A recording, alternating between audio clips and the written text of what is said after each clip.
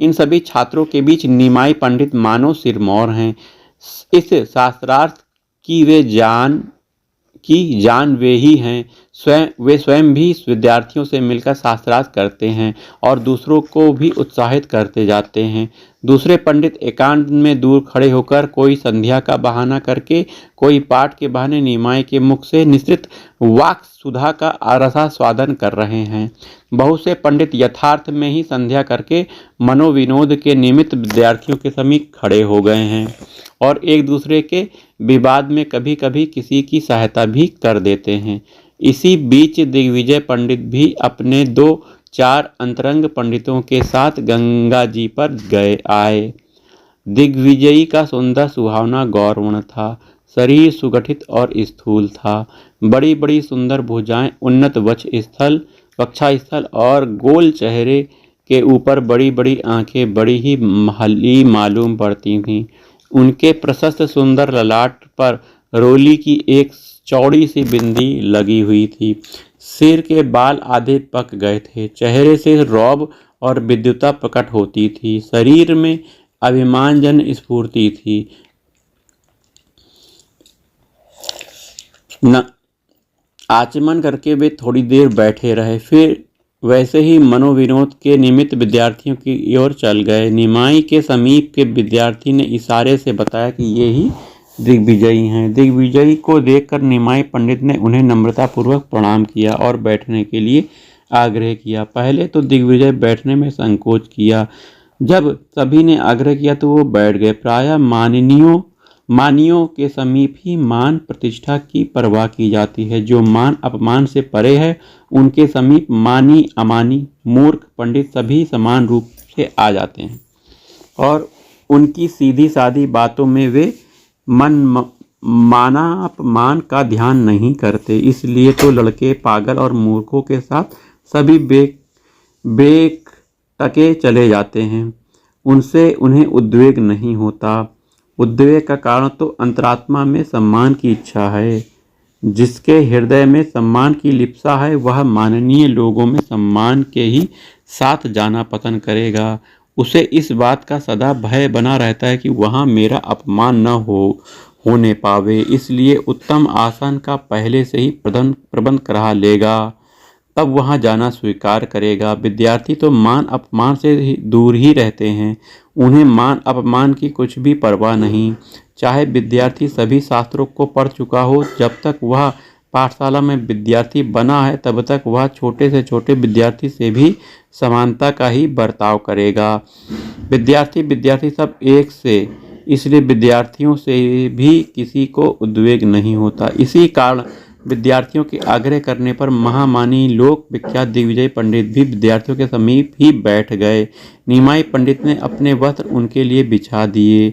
दिग्विजयी के सुखपूर्वक बैठ जाने पर सभी विद्यार्थी चुप हो गए। सभी ने शास्त्रार्थ बंद कर दिया। हंसते हुए दिग्विजयी बोले, भाई तुम लोग चुप क्यों हो गए? कुछ शास्त्र चर्चा होनी चाहिए। इतने पर सब चुप ही रहे। सभी विद्यार्थी धीरे धीरे निमाई के मुख की ओर देखने लगे। कुछ प्रसंग चलने के निमित्त दिग्विजयी ने निमाई पंडित से पूछा, तुम किस पाठशाला में पढ़ते हो? निमाई ने इस प्रश्न को सुनकर चुप हो गए। वे कुछ कहने ही को थे कि उनके समीप एक योग्य छात्र ने कहा, ये यहाँ के विख्यात अध्यापक निमाई पंडित हैं। प्रसन्नता प्रकट करते हुए दिग्विजयी ने निसंकोच भाव से उनकी पीठ हाथ फेरते हुए कहा, ओहो निमाई पंडित आपका ही नाम है। आपकी तो हमने बड़ी भारी प्रशंसा सुनी है। आप तो यहाँ के वैयाकरणों में सिरमौर समझे जाते हैं। हाँ, आप ही कोई व्याकरण की पंक्ति सुनाइए। हाथ जोड़े हुए निम्रतापूर्वक निमाई पंडित ने कहा, यह तो आप जैसे गुरुजनों की कृपा है। मैं तो किसी योग्य भी नहीं हूँ। भला आपके सामने मैं सुना ही क्या सकता हूँ। मैं तो आपके शिष्यों के शिष्य होने के योग्य भी नहीं हूँ। आपने संसार को अपनी विद्या बुद्धि से दिग्विजय किया है। आपके कवित्व की भारी प्रशंसा सुनी है। यह छात्र मंडली आपके कवित्व के श्रवण करने के लिए बड़ी उत्सुक है। कृपा करके आप ही अपनी कोई कविता सुनाने की कृपा कीजिए।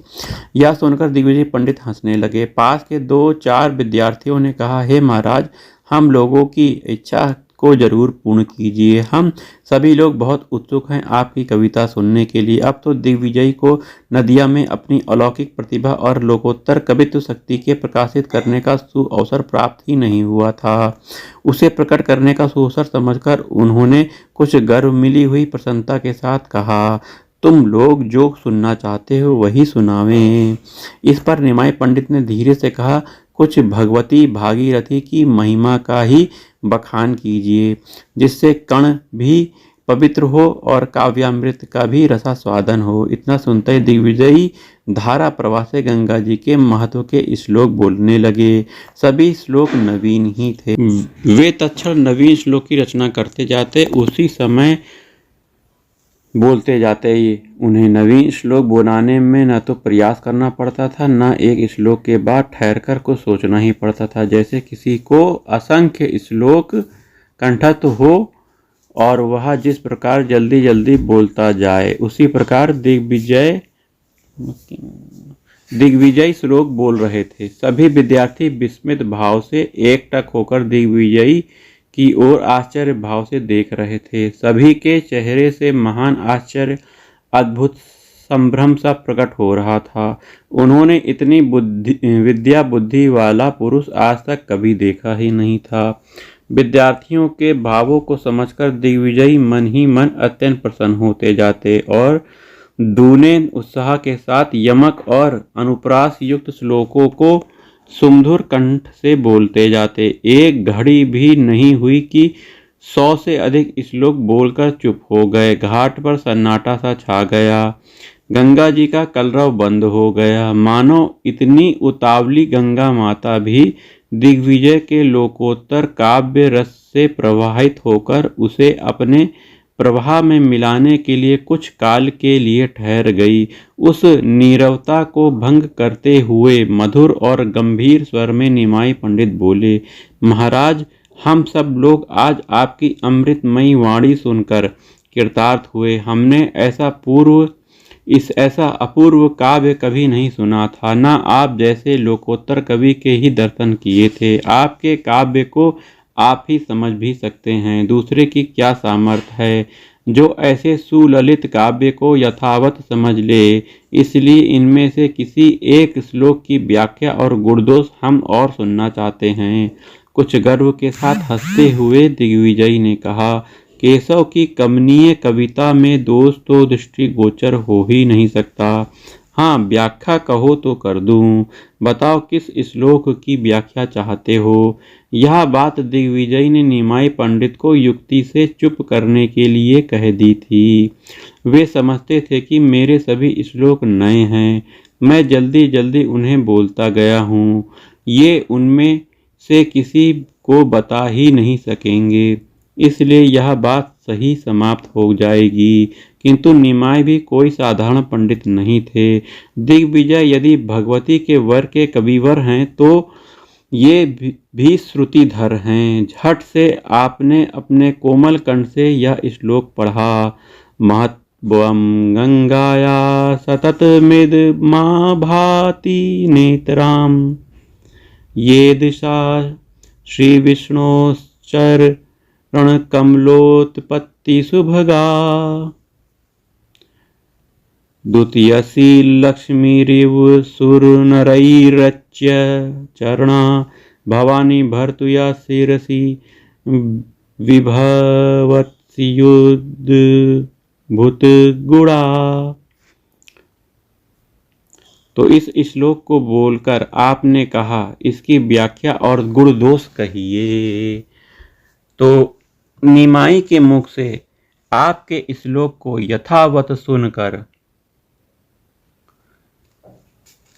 दिग्विजय का आश्चर्य का ठिकाना ही नहीं रहा। उनका मुख फीका पड़ गया। सभी एकटक होकर निमाई की ओर देखने लगे, मानो दिग्विजय की श्री प्रतिभा, कांति और प्रभा निमाई के पास आ गई हो। कुछ बनावटी उपेक्षा सी करते हुए, आप बड़े चतुर हैं, मैं इतनी जल्दी जल्दी श्लोक बोलता था तो उनके बीच में से आपने श्लोक को कंठस्थ भी कर लिया।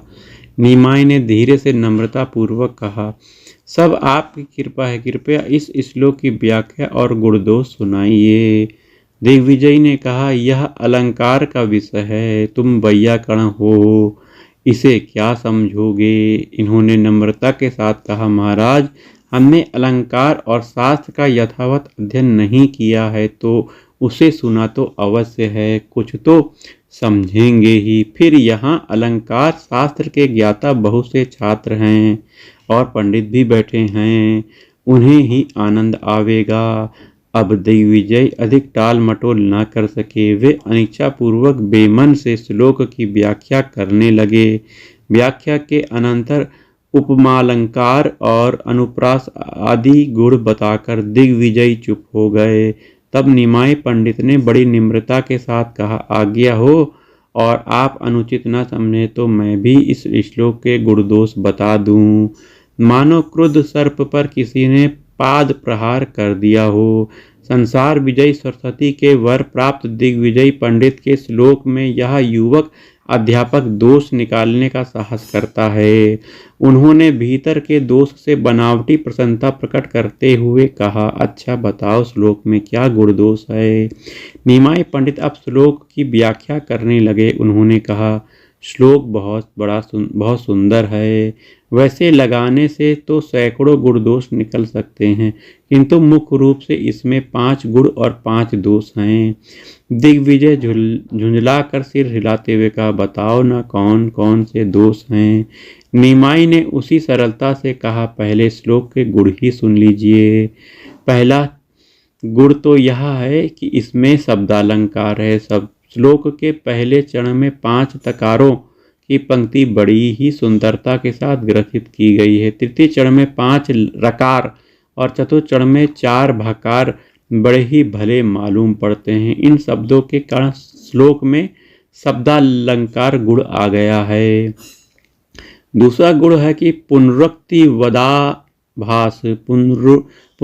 वदाभास उस गुण को कहते हैं जो सुनने में तो पुनरुक्ति प्रतीत होता है, किंतु पुनरुक्ति न होकर दोनों पदों के 2 भिन्न भिन्न अर्थ हों। जैसे श्लोक में श्री लक्ष्मी इव यह पद आया है, सुनने में तो श्री और लक्ष्मी दोनों समान अर्थवाचक प्रतीत होते हैं, किंतु यहाँ श्री और लक्ष्मी का अलग अलग अर्थ न करके श्री से युक्त लक्ष्मी ऐसा अर्थ करने से सुंदर अर्थ भी हो जाता है और पुनरुक्ति वदाभास गुण भी प्रकट हो जाता है। तीसरा गुण है अर्थालंकार। अर्थालंकार उसे कहते हैं जिसमें अर्थ के सहित उपमा का प्रकाश किया गया हो। जैसे श्लोक में लक्ष्मी इव अर्थात लक्ष्मी की ही तरह कहकर गंगा जी को लक्ष्मी की उपमा दी गई है। इस कारण बड़ा ही मनोहर अर्थालंकार है। चौथा एक और भी अर्थालंकार गुण है, उसका नाम है विरोधाभासा सार्थालंकार। विरोधाभास रूपी अर्थालंकार उसे कहते हैं कि उपमा उपमेय एक दूसरे से बिल्कुल विभिन्न गुण वाले हों। जैसे अम्बुज मम्बुनि जातम क्वचिदपि न जातम मम्बुजादम्बु मुरभिदि दीपरीतम पादाम्भोजान महानदी जाता। अर्थात जल से तो कमलों की उत्पत्ति होती हुई देखी गई, किंतु कमल से जल कभी उत्पन्न नहीं हुआ। परंतु भगवान की लीला विचित्र ही है। उनके पाद पद्म से जगत पावनी महानदी की उत्पन्न हुई है और यहाँ कमल से जल की उत्पत्ति का विरोध है, किंतु भगवान तो कर्तुम सभी प्रकार से समर्थ हैं। इसलिए आपके श्लोक में विष्णु चरण कमलोत्पत्ति सुभगा इस पद से विष्णु भगवान के चरण कमलों से उत्पत्ति बताने से विरोधाभास रूपी अलंकार आ गया है। पांचवा एक और भी अनुमान अलंकार है। श्लोक में साध्य वस्तु गंगा जी का महत्व वर्णन करना है। विष्णु पादोत्पत्ति उसका साधन बताकर बड़ा चमत्कारपूर्ण अनुमानालंकार सिद्ध हो जाता है। अर्थात विष्णु पादोत्पत्ति वाक्य ही अनुमानालंकार अलंकार है। इस प्रकार 5 गुणों को बताकर निमाई पंडित चुप हो गए। सभी अभी अनिमेष भाव से टकटकी लगाए निमाई पंडित की ओर देख रहे थे। उन्होंने ये बातें बड़ी सरलता और निर्भीकता के साथ कही थी। दिग्विजय का कलेजा भीतर ही भीतर खिंच सा रहा था। वे उदासीन भाव से गंगा जी की सीढ़ियों के घाट की ओर देख रहे थे, मानो वे कह रहे थे, यह पत्थर यहाँ से हट जाए तो मैं इसमें समा जाऊं। निमाई पंडित के गुण बताने पर उन्हें प्रसन्नता नहीं हुई। जैसे किसी शास्त्री पंडित से कह दें कि आप थोड़ा सा व्याकरण भी जानते हैं, जैसे उसे इस वाक्य से कोई विशेष प्रसन्नता न होकर और दुखी होगा, उसी प्रकार अपने काव्य को सर्वगुण संपन्न समझने वाले दिग्विजय को इन 5 गुणों के श्रवण से प्रसन्नता की जगह दुखी हुआ। उन्होंने कुछ चिढ़कर कहा, अच्छा ये तो गुण हो गए, अब तुम बता सकते हो कि इसमें दोषों को भी बताओ। यह सुनकर उसी गंभीर वाणी से निमाई पंडित ने कहा, गुणों की भांति दोष भी इसमें अनेक निकाले जा सकते हैं, किंतु 5 मोटे दोष प्रत्यक्ष हैं। श्लोक में 2 स्थानों पर अविमृष्ट विधेयांश 2 दोष हैं, तीसरा विरुद्ध मति दोष है, चौथा भग्न क्रम, 5वां पुनरुक्ति दोष है। इस प्रकार ये 5 दोष मुख्य हैं।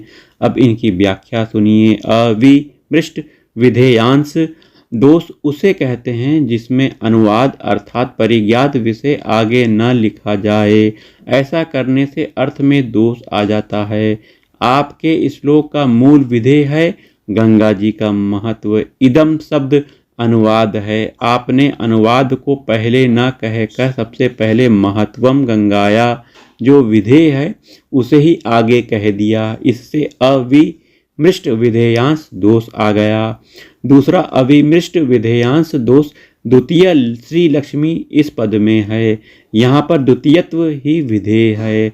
द्वितीय शब्द ही समास में पड़ गया है। समास में पड़ जाने से वह मुख्य न रहकर गौड़ पड़ गया है। इससे शब्दार्थ क्षय हो गया है और लक्ष्मी की समता प्रकाश करना ही अर्थ का मुख्य तात्पर्य था, जो द्वितीय शब्द के समास में पड़ जाने से अर्थ ही नाश हो गया। तीसरे श्लोक में विरुद्धमति दोष है। विरुद्धमति दोष उसे कहते हैं कि कहना तो किसी के लिए चाहते हैं और अर्थ करने पर किसी दूसरे पर घटता है। आपके श्लोक में भवानी भर्तु ये पद आया है। आपका अभिप्राय शंकर जी से है, किंतु अर्थ लगाने पर महादेव जी का न लगकर किसी दूसरे का ही भास होता है। भवानी भर्ता के भावार्थ हुए हैं भवश्य पत्नी भवानी भवान्या भर्ता अर्थात भवानी भर्ता अर्थात शिव जी की पत्नी का पति। इससे पार्वती जी के किसी दूसरे पति का अनुमान किया जा सकता है, जैसे ब्राह्मणत्व पत्नी के स्वामी को दान दो। इस वाक्य के सुनते ही दूसरे पति का बोध होता है। काव्य में इसे विरुद्धमति दोष कहते हैं। यह दोष बड़ा समझा जाता है। चतुर्थ दोष पुनरुक्ति दोष है। पुनरुक्ति दोष उसे कहते हैं कि एक बात को बार बार कहना या क्रिया के समाप्त होने पर फिर से उस बात को दोहराना। आपके श्लोक में विभवती क्रिया देकर विषय को समाप्त कर दिया, फिर भी क्रिया के अंत में अद्भुत गुणा विशेषण देकर पुनरुक्ति दोष कर दिया गया है।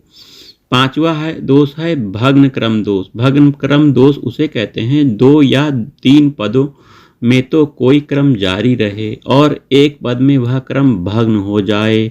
आपके श्लोक में प्रथम चरण में 5 तत्कार, तीसरे में 5 रकार और चतुर्थ में चरण में 4 भकारों का अनुप्रास है, किंतु दूसरा चरण अनुप्रासों से रहित है। इससे श्लोक में भग्न क्रम दोष आ गया है। महामहिम निमाई पंडित बृहस्पति के समान निर्भीक होकर धारा प्रवाह गति से बोलते जाते थे। सभी दर्शकों के चेहरे से प्रसन्नता की किरणें निकल रही थीं। दिग्विजय लज्जा के कारण सिर नीचा किए हुए चुपचाप बैठे थे। निमाई पंडित का एक एक शब्द उनके हृदय में सूल की भांति चुभता था। उससे वे मन ही मन व्यथित हो जाते थे, किंतु बाहर से ऐसी चेष्टा करते थे कि जिससे भीतर की व्यथा प्रकट न हो। किंतु चेहरा तो अंतःकरण का दर्पण है, उस पर तो अंतःकरण के भावों का प्रतिबिंब पड़ता ही है। निमाई पंडित के चुप हो जाने पर भी दिग्विजय नीचा से किए हुए चुपचाप ही बैठे रहे। उन्होंने अपने मुख से एक भी शब्द इनके प्रतिवाद में नहीं कहा। यह देखकर विद्यार्थी ताली पीटकर हंसने लगे। गुणग्राही निमाई पंडित ने डांटकर उन्हें ऐसा करने से निषेध किया। दिग्विजय को लज्जित और खिन्न देखकर आप निर्ममता के साथ कहने लगे, हमने बाल चापल्य के कारण ये बात कह दी है, आप इनको कुछ बुरा ना माने। हम तो आपके शिष्य तथा पुत्र के समान हैं।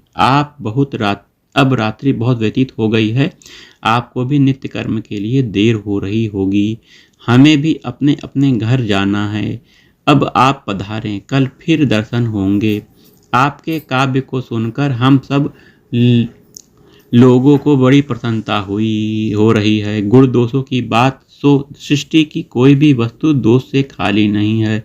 गुण दोष के सम्मिश्रण से ही तो इस सृष्टि की उत्पत्ति हुई है। कालिदास, भवभूति, जयदेव आदि महाकवियों के काव्यों में भी बहुत से दोष देखे जाते हैं। यह तो कुछ बात नहीं, दोष ही नहीं न हो फिर गुणों का महत्व कौन समझे। अच्छा तो आज्ञा दीजिए। यह कहकर सबसे पहले निमाई पंडित ही उठ बैठे। उनके उठते ही सभी छात्र भी एक साथ उठ खड़े हुए। सर्वस्व गंवाए हुए व्यापारी की भांति निराशा के भाव से दिग्विजय भी उठ खड़े हुए और धीरे धीरे उदास मन से अपने डेरे की ओर चले। इधर निमाई पंडित नित्य की भांति हंसते खेलते चौकड़ी लगाते शिष्यों के साथ अपने स्थान को चल दिए।